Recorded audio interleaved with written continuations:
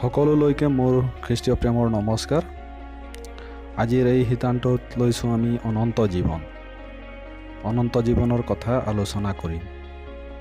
চাওক ভিডিঅ'টি আৰম্ভ কৰোঁ। বাইবেলত অনন্ত জীৱন। বাইবেলত অনন্ত জীৱন। আহক ভিডিঅ'টি আৰম্ভ কৰোঁ।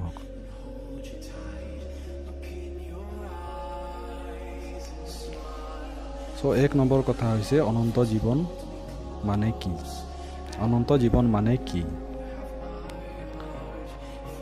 যীশুখ্ৰীষ্টক জনাটোৱে হৈছে অনন্ত জীৱন। যীশুখ্ৰীষ্টক জনাটোৱে হৈছে অনন্ত জীৱন। যোহন 17:3 পদ। যোহন 17:3 পদ। 2 নম্বৰ হৈছে অনন্ত জীৱন কাৰ? অনন্ত জীৱন কাৰ? অনন্ত জীৱনৰ কথা আপোনাৰহে। অনন্ত জীৱনৰ কথা আপোনাৰহে। যোহন 6:68 পদ।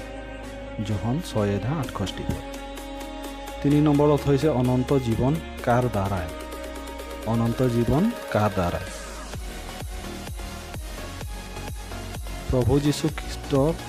প্ৰভু খ্ৰীষ্ট যীশুৰ দ্বাৰাই অনন্ত জীৱন। প্ৰভু খ্ৰীষ্ট যীশুৰ দ্বাৰাই অনন্ত জীৱন। ৰোমিয়া 6:23 পদ। অনন্ত জীৱন কোনে পায়? অনন্ত জীৱন কোনে পায়?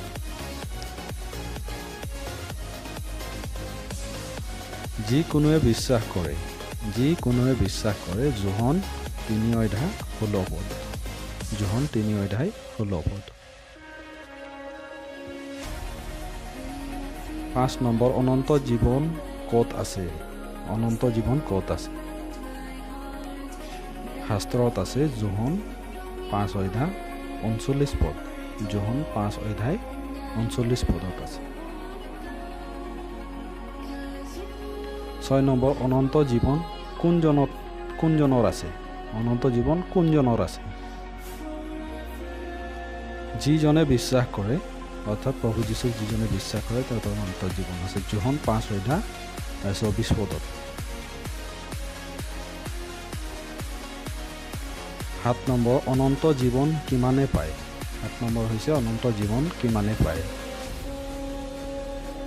তেওঁত অৰ্থাৎ যীশুক বিশ্বাস কৰা সকলোৱে পাব।